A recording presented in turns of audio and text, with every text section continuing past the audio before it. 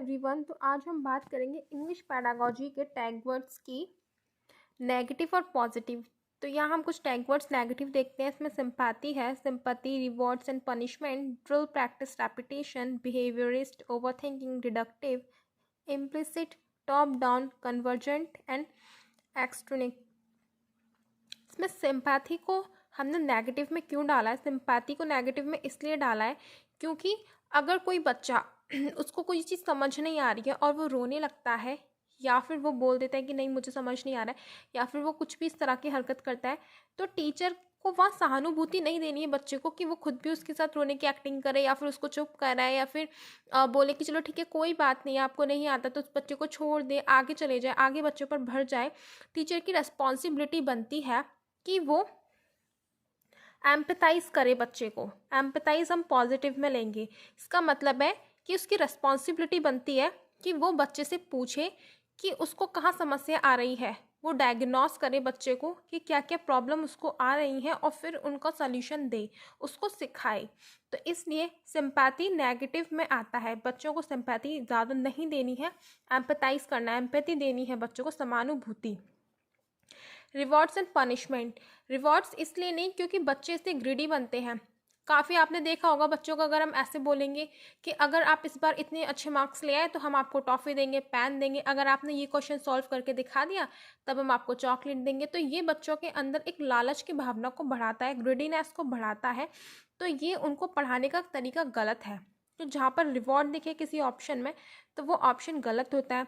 Drill, practice and repetition, drill practice पर ज़्यादा जोर नहीं देना चाहिए। हमेशा बच्चे की समझ को बढ़ावा देना चाहिए कि बच्चे को समझ किस तरह से आ रहा है, कितना बच्चा समझ रहा है।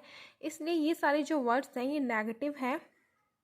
डिडक्टिव, डिडक्टिव में ये होता है, डिडक्टिव वर्ड तब यूज़ किया जाता है जहाँ पर बच्चे को पहले रूल्स बताए जाते हैं, फिर उसका एग्जाम्पल दिया जाता है। छोटे बच्चों को पढ़ाने का तरीका यही है कि पहले उनको एग्जाम्पल के तरीके से समझाया जाए। एग्जाम्पल देने से बच्चे जल्दी और आसानी से समझता है। तो इसलिए ये एक्सट्रिनिक, ये मोटिवेशन में आता है। मोटिवेशन दो टाइप की होती है। यहाँ पर पॉजिटिव में आएगी इंट्रिंसिक मोटिवेशन, ये एक्सट्रिंसिक मोटिवेशन। इसमें ये होता है कि बच्चा बाहरी चीज़ों से मोटिवेट होता है। मतलब अगर हमें किसी बच्चे को मोटिवेट कर रहे हैं तो उसको बाहरी चीज़ों का दिखावा, किसी गिफ्ट का लालच देकर या फिर कोई और काम करवा के हम उसको मोटिवेट कर रहे हैं, तो ये मोटिवेशन ज़्यादा देर तक नहीं टिकती है।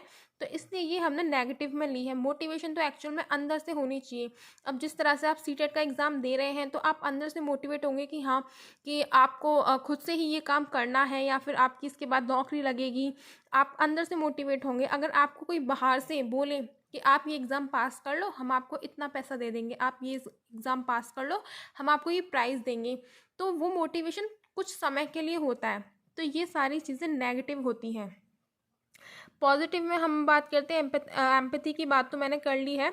इंटरैक्शन, इंटरैक्शन इसीलिए कि बच्चों को इंटरैक्ट करके पढ़ाना चाहिए। पीयर लर्निंग, बच्चों को मौके देने चाहिए। ग्रुपिंग, ये ग्रुप में वो बच्चे एक दूसरे के साथ मिलकर इंटरैक्ट करके पढ़ाई करें, एक दूसरे के थॉट्स को शेयर करें।